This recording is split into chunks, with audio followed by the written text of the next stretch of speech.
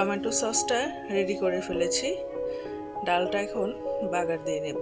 ডালটাও হয়ে গিয়েছে। পেঁয়াজ রসুন দিয়ে আর শুকনো মরিচ দিয়ে আজকে ডাল বাগার দিয়ে নিচ্ছি। এখন আমি একটা মাছ ভুনা করে নেব। এর জন্য কড়াইতে তেল গরম করে পেঁয়াজ ভেজে নিচ্ছি, দিয়ে দিয়েছি লবণ। এখন দিয়ে দিচ্ছি হলুদের গুঁড়া, মরিচের গুঁড়া। সামান্য একটু নেড়ে চেড়ে নিয়ে এখানে গরম পানি দিয়ে নেব।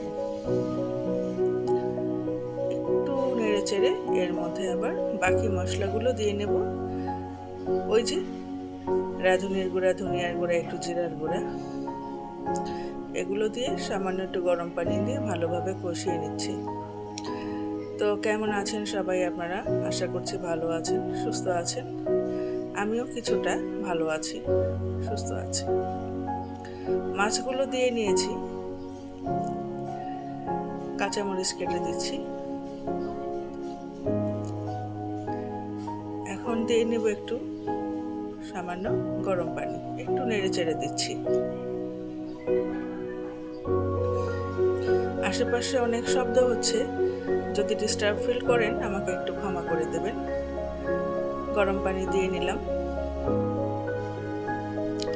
টমেটো দিয়ে নিচ্ছি। এ পর্যন্ত যারা এসেছেন আমার ভিডিওটা দেখছেন, যদি ভুলে যেয়ে থাকেন তাহলে একটা লাইক করে দেবেন আর সাবস্ক্রাইব করে নেবেন।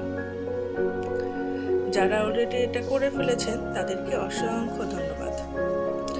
এখন আমি খলসে মাছ পেঁয়াজ দিয়ে রান্না করব। এর জন্য খলসে মাছ আমি ধুয়ে নিয়েছি, পেঁয়াজ দিয়ে নিয়েছি, এখানে দিয়ে নিয়েছি হলুদ মরিচের গুঁড়া, লবণ,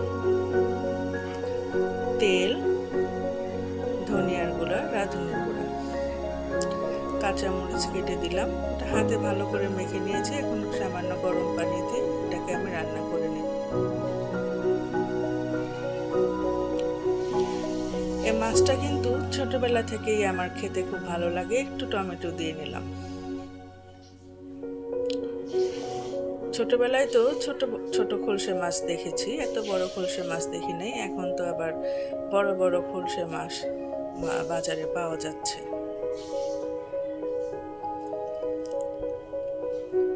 বলক উঠে এসেছে, এটা কিছুক্ষণ পরেই হয়ে যাবে। এটাও আমার রান্না হয়ে গেছে। এখন এটা নামিয়ে নিচ্ছি। মাছ ভেজে নিচ্ছি। আমার 3 ছেলে মেয়ের জন্য 3টা মাছ আমি ভেজে নিচ্ছি। মাছ ভাজা হয়ে গেলে আমি আবার একটা বেগুন কেটে নিয়েছি, মশলা মেখে নিয়েছি, সেটাও ভেজে নেব।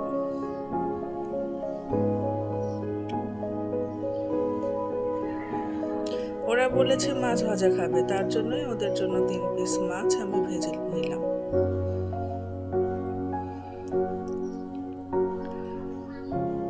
এখন বেগুনগুলো ভেজে নিচ্ছি।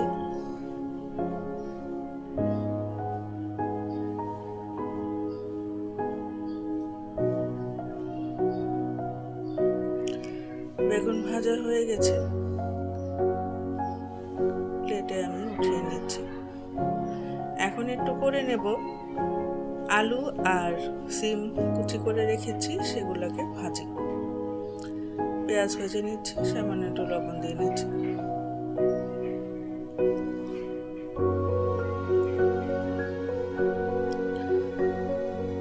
সিম আর আলুগুলো দিয়ে নিলাম। ভাজিটা নেড়ে চেড়ে করে নেব। এটা খুব বেশি একটা সময় লাগে না, কারণ এখন তো নতুন আলু, ভাজিটা হতে সময় একদমই লাগবে না। হয়ে গেল আমার ভাজি। এখন এটা আজকে কী কী রান্না করলাম আপনাদেরকে একটু পরিবেশন করে দেখিয়ে দিলাম। সবাইকে খোদা হাফেজ, আসসালামু আলাইকুম।